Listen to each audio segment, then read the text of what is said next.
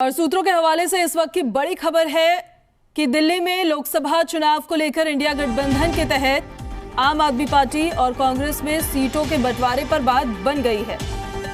Sources से ये जानकारी मिल रही है, दिल्ली में आम आदमी पार्टी 3 सीटों पर चुनाव लड़ेगी और कांग्रेस पार्टी 4 सीटों पर चुनाव लड़ने वाली है। ज्यादा जानकारी के साथ जी मीडिया संवाददाता बलराम पांडे फोन लाइन पर हमारे साथ कनेक्ट हो गए हैं। बलराम, देखिए, इंडिया गठबंधन तो काफी, क्योंकि बड़े बड़े नेताओं के गठबंधन को छोड़ के जाने के बाद अपने आप सवालों के घेरे में था कि ये सक्सेसफुल हो भी पाएगा, ये कॉन्सेप्ट की नहीं हो पाएगा, पर दिल्ली में तो एटलीस्ट एक स्टेप आगे बढ़ते हुए नजर आ रहा है। बिल्कुल, देखिए, जिस तरीके से पंजाब में बात नहीं बनी, लेकिन दिल्ली में अब इंडिया गठबंधन के तहत कांग्रेस और आम आदमी पार्टी के बीच में बात बनती हुई नजर आ रही है। 4-3 के फार्मूले पर दिल्ली एनसीआर हरियाणा बार बार ये कह रहा था कि 4-3 के फार्मूले पर बातचीत हो रही है और उम्मीद है कि दिल्ली के अंदर 4-3 के फार्मूले पर ही जो गठबंधन के तहत कांग्रेस और आम आदमी पार्टी है वो चुनाव लड़े। और आप देखिए, 4-3 के फार्मूले पर ही जो सहमति है वो बनती हुई नजर आ रही है। 4 सीटों पर कांग्रेस चुनाव लड़ेगी और 3 सीटों पर आम आदमी पार्टी दिल्ली के अंदर चुनाव लड़ेगी। इस तरीके की खबर सूत्रों के हवाले से मिल रही है। हालांकि जो अंतिम फैसला है वो तो जो शीर्ष नेतृत्व है वो बैठ करके लेगा और उसके बाद मीडिया को बताएगा कि किस तरीके से सीटों का बंटवारा हुआ है। लेकिन जो हमारे सूत्र बता रहे हैं उसके मुताबिक 4-3 के फार्मूले पर दिल्ली के अंदर सहमति बनती हुई नजर आ रही है। हालांकि जब पहले दौर की बैठक कांग्रेस और आम आदमी पार्टी के नेताओं के बीच में हुई थी, तब 5 राज्यों में चुनाव लड़ने की बात आम आदमी पार्टी ने कही थी, जिसमें पंजाब, दिल्ली, गुजरात, गोवा और हरियाणा शामिल थे।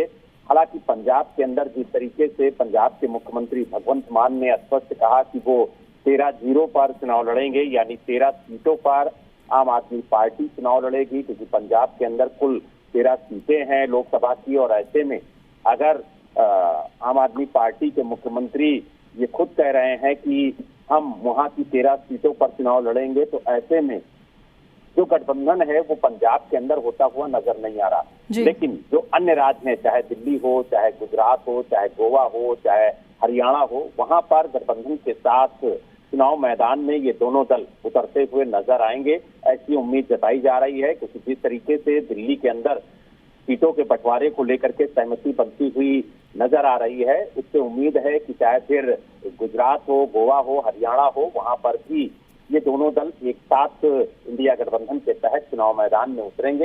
लेकिन अब देखने वाली बात ये होगी कि 4-3 के फार्मूले पर सहमति बन रही है, लेकिन किस सीट पर किस दल का प्रत्याशी चुनाव लड़ेगा ये फैसला अभी लगभग होना बाकी है। ऐसे में बीजेपी की चुनौती कितनी बढ़ जाएगी बलराम? क्योंकि देखिए, जब अलग अलग चुनाव लड़ती है ये पार्टियां तो वोट तो कटते ही है, लेकिन अब एक साथ आ गई है, तो बीजेपी के लिए कितनी चुनौती होगी?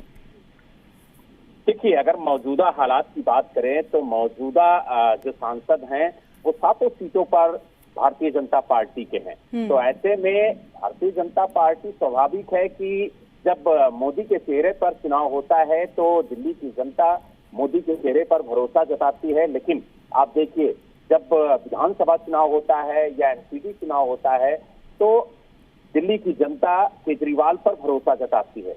लेकिन अब जिस तरीके से दोनों दल एक साथ मिल करके बीजेपी के सामने चुनौती बनकर खड़े होंगे तो बीजेपी के लिए स्वाभाविक है कि चुनौती कड़ी होगी।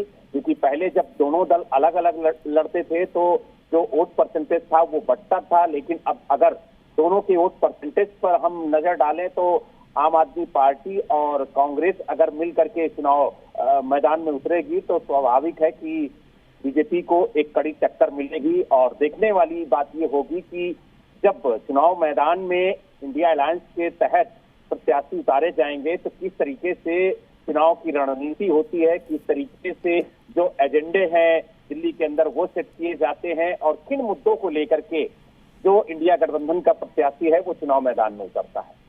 बिल्कुल बलराम, बहुत शुक्रिया आपका इन सारी जानकारियों के लिए। तो देखिए, दिल्ली में तो इंडिया गठबंधन का जो कॉन्सेप्ट है वो थोड़ा एक स्टेप और आगे बढ़ा है और 4-3 का फॉर्मूला सेट हुआ है, जिसमें कांग्रेस पार्टी को 4 सीटें, जो हमें सोर्सेस से खबर मिल रही है, और आम आदमी पार्टी खुद 3 लोकसभा सीट पर चुनावी मैदान में उतरेगी।